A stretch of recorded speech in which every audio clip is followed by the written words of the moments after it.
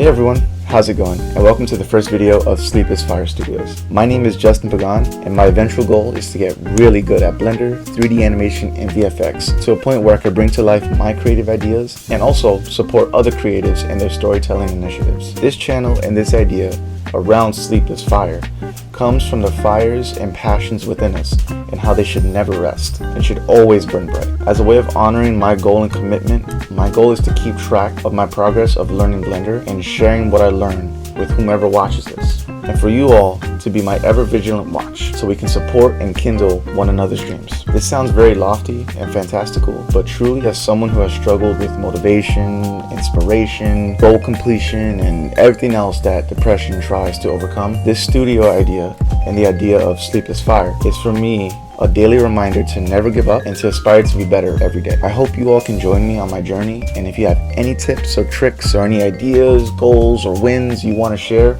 please do. Please, I would love to hear them, and we can all become better with just that little bit of support every day. Without further ado, here's my progress of my first week using Blender. Just a brief disclaimer, and something I should have mentioned before, I'm not an entire stranger to Blender. I have some familiarity. I've used it for a month or so ago last year, and so a lot of stuff in the beginning of this coursework that I'm taking feels like a refresher on stuff I learned a little bit last year. I fell short of my goals before they manifested, and many months went by before I opened it again. If it feels like I went through a lot on my first week, that may be why, but don't use me as a basis for how easy Blender may seem to learn. Everyone goes at their own pace. I also have some Photoshop and video editing experience, so there's some similarities that I'm pulling from that I'm also bringing to the fray as well. But that's just to give you a bit of background of who I am. Enough of that, let's get started.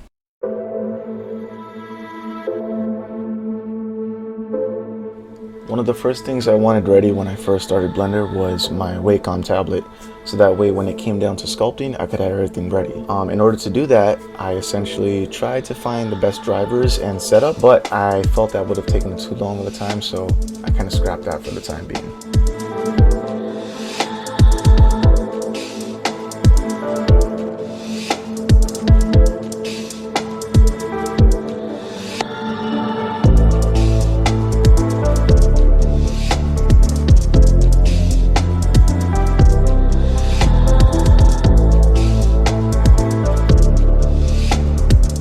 Where the Blender journey really begins, and this is where we kind of played around with the workspace and learned to add and move around materials. It was mainly centered around navigating the space and incorporating, adding new items, positioning them, and using like the X, Y, and Z axis, using the grab tool, and getting things to where you want it to go.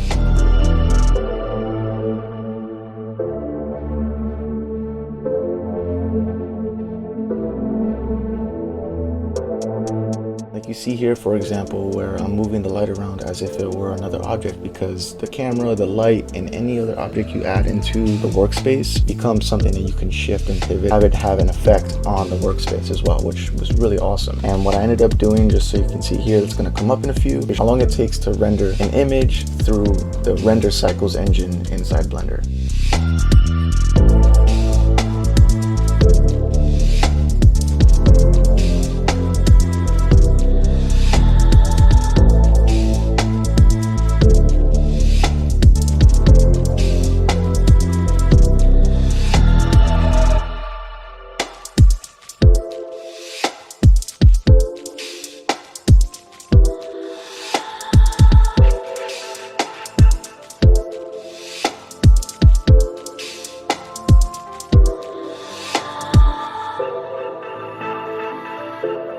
Right here is where I learned to add some colors to the images as well, just to add some variety and spice it up, but I thought it was really cool as well.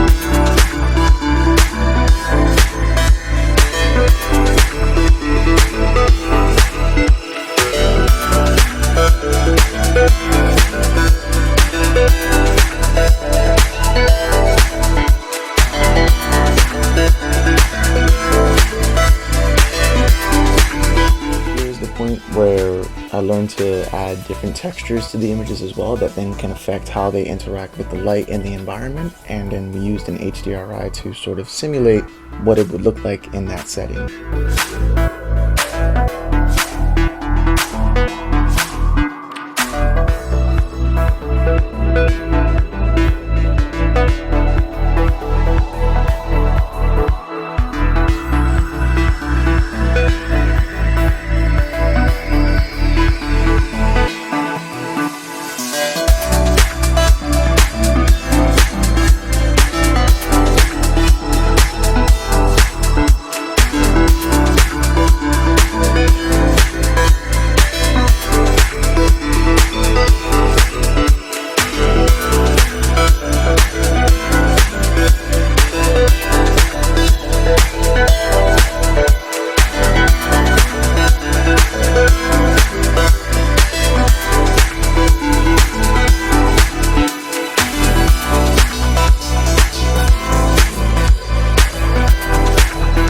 This was a unique moment during my learning process where I moved the images around to kind of have fun with it, give the green ball like a sort of floaty device with the red ring.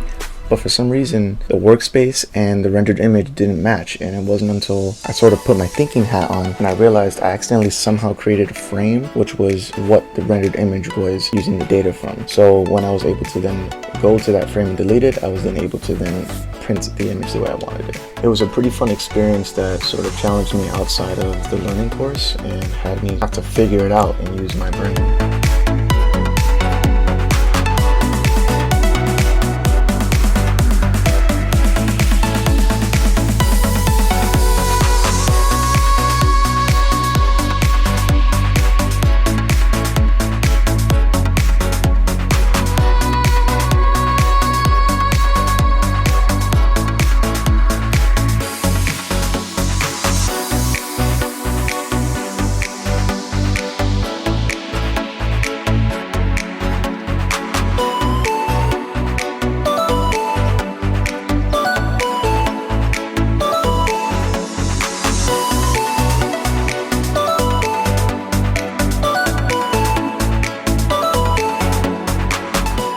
After learning to add and move around the objects, now got to manipulating the objects. This is where you can take the face, vertex, or edge point of an object and manipulate it, stretch it out, to delete it, to do whatever you want with it really.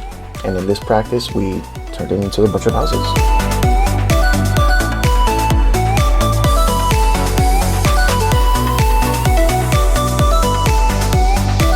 Another element to this practice was now making a lighthouse, which you can see here. Final step I ended up getting to in my first week was adding an icosphere to what would be presumably like the lake or body of water and turning that icosphere into an island. And we did that by turning to sculpting tools and using Dying Topo, which ended up adding faces to the object. And after doing that with all those faces, it would end up being a very large render. So we ended up using the decimate modifier, which would reduce the number of faces and give it that sort of polygonal, pixelated look.